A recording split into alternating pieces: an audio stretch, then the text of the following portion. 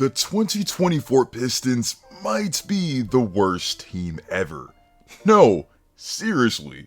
They currently have the worst win percentage in league history. They've lost 20 straight games, and they literally went winless in the month of November.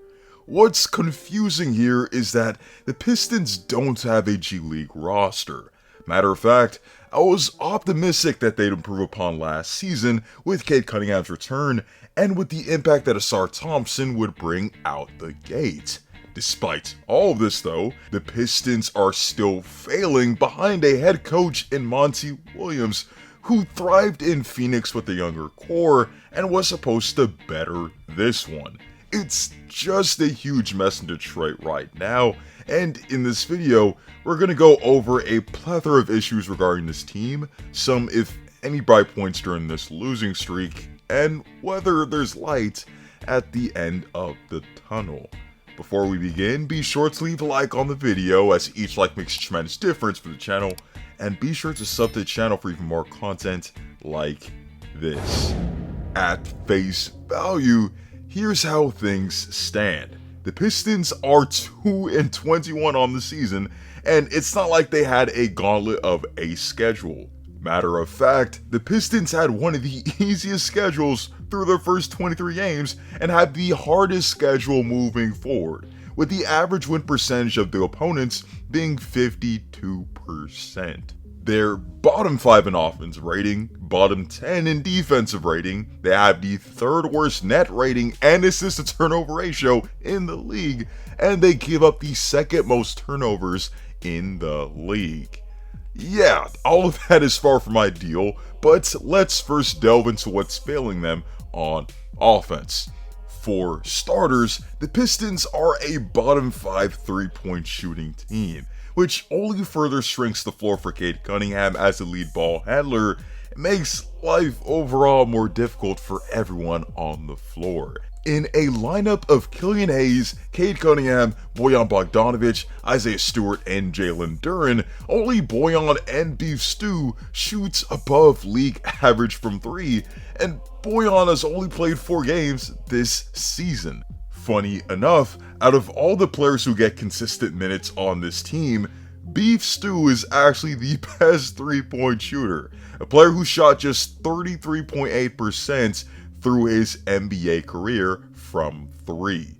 The Pistons being a bad 3-point shooting team isn't a new phenomenon, as they've been routinely a bottom 10 or even worse 3-point shooting team. Actually, the last time they weren't bottom 10 in 3-point percentage, KD was still on the Warriors, Kawhi was on the Raptors, and Kemba Walker made All-NBA. With no serious outside threats, defenders can just sag off and close off the paint, which doesn't bode well for any point guard, but Cade specifically since he struggles with his outside shot thus far. This is a big problem for them in the fourth quarter, with defense just walling off the paint and daring them to shoot jumpers, leading the Pistons to constantly have a putrid offensive rating of 105.9 in the fourth quarter and a minus 14.6 net rating in the fourth quarter. To their credit, the Pistons are self-aware and thus don't take that many threes, being bottom 3 in attempts, taking the third most shots at the rim, and being in the top half of the league in points in the paint.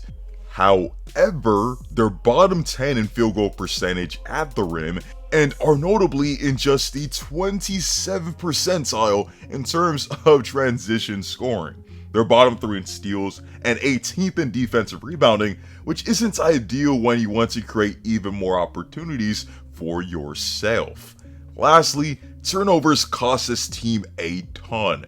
They turn over the second most in the league at 17 a game, and give the second most points off turnovers in the league, while scoring the third fewest points off of turnovers.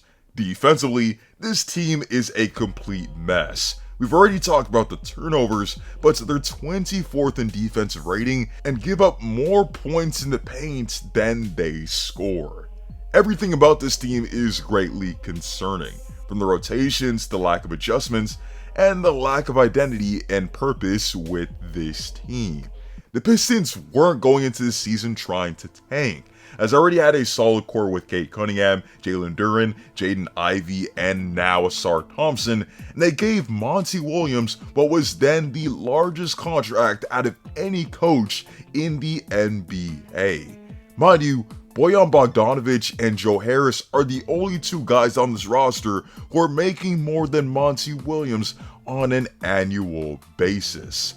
I personally had high hopes for Monty Williams at the helm because with Phoenix, a team that didn't accomplish anything since the era of Steve Nash, he helped morph them into a winner.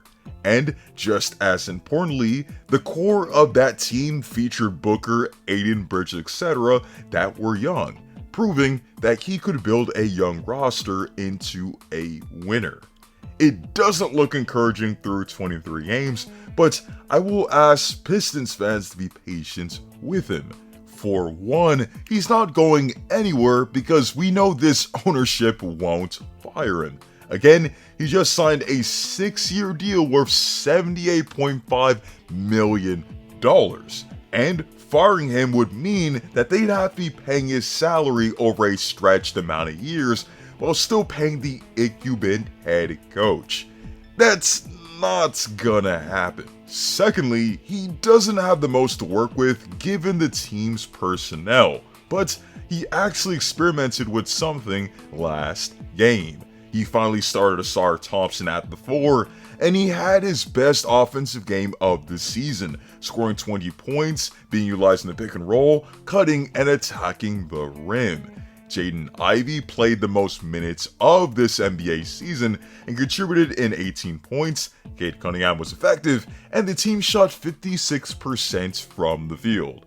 Sure, it was against a Pacers team that are bad defensively, and it was still a loss, but these mini victories are what the Pistons have at this point. It's not going to be a smooth ride, as they're not magically going to transform into a great 3-point shooting team, nor will their defense change overnight, and they do have a tough schedule moving forward. However, this team does have young, talented pieces. In a 2021 redraft, I'd definitely take Cade Cunningham number 1 10 times out of 10, and I know he can live up to his superstar potential if things improve around him. Ausar Thompson, despite struggling mildly with outside shots, is a stud who continues to make impactful plays as a rookie. I mean, he was the first rookie since MJ to record at least 30 assists, 12 steals, and 15 blocks through his first 8 career games, and he was the youngest rookie ever to record 5 blocks in their season debut. Jaden Ivey and Jalen Duren are nice young pieces. You can get draft compensation in a trade for Bojan later in the season, and they're lined up to get a high draft pick in 2024. A 20-game losing streak is far from ideal, but as the saying goes, it can only go up from here. With that being said, let me know your thoughts on the Detroit Pistons struggles and the potential that a young group of Cade, Ausar, etc. can have in the near future. Be sure to leave a like on the video, as each like makes a tremendous difference for the channel, and be sure to sub to the channel for even more content like this. To see you all in the next one, and stay tuned.